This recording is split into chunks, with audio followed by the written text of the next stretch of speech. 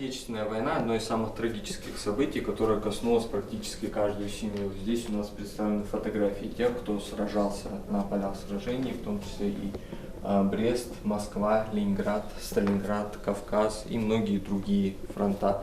Всего было призвано около 21 тысячи, по данным военкоматов, 13,5 тысяч из них ингуши.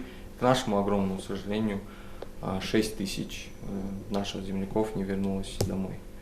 Среди них есть и убитые, и потерянные без вести. 6 тысяч человек. Для нашего немногочисленного народа это огромная цифра. 22 июня 1941 года в это утро миллионы людей услышали новость, которая перевернет их жизнь.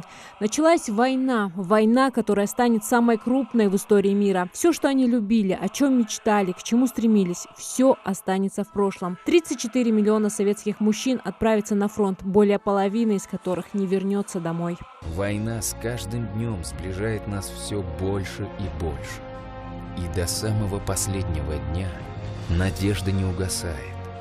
Ведь когда-нибудь наступят времена, когда все войны закончатся, и наступят солнечные дни. Брестскую крепость, которая находилась у самой границы Союза, война настигла первой. Сюда фашисты направили мощные группировки войск. Враги были уверены, что эта крепость будет захвачена за первые 2 часа. Больше месяца оборонялись защитники крепости. В первый же день войны, 22 июня 1941 года, погиб житель селения Средние Очулуки Малгобекского района, рядовой 125-го стрелкового полка Халид Датиевич Цычоев. Немецкий летчик пролетал границу Советского Союза, как бы провоцируя наших пограничников. Наш земляк Халид схватился за винтовку, но его остановили. Но в первый день войны, когда немецкие самолеты уже начали бомбить мирных жителей и Брестскую крепость и другие пограничные заставы, он заметил самолет, который обстреливал мирных жителей, который летел очень низко. Он смог попасть и в летчика и сбить самолет. Считается то, что это один из первых самолетов немецких, сбитых в Великой Отечественной войне. К сожалению, в результате артобстрела он в тот же день погиб. Дочь ветерана Цычоева появилась на свет уже после его смерти. Она почти всю жизнь посвятила поиску информации о своем отце. В канун 45-летия Победы имя Халида Цычоева увековечили на плитах мемориального комплекса «Брестская крепость-герой». На этой фотографии в Бресте жена и дочь наконец отыскали имя родного человека и его останки. Теперь Молодхан Цычоева частый и почетный гость в Бресте. Вот и сегодня она собирает сумки в этот печально родной город.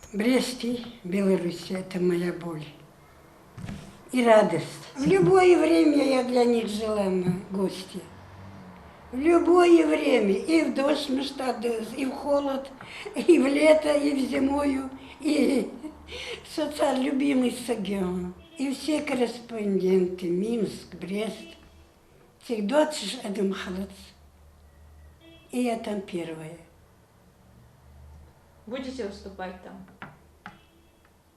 Я всегда выступаю. В рядах героев выходцев Ингушетии немало.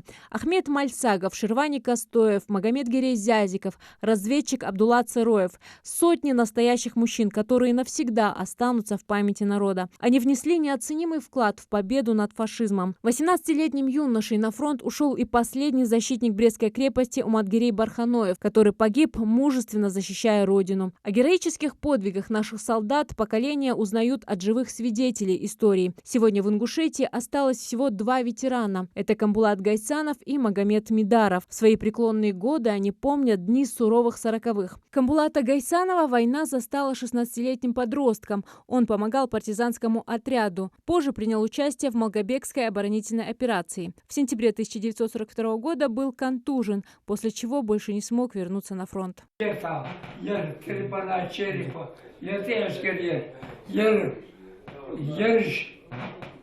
Якийсь геш, кульгіш. Ще малер гіжарання нержава є, газети крил бабарчі є, дух є, вот бар операція і он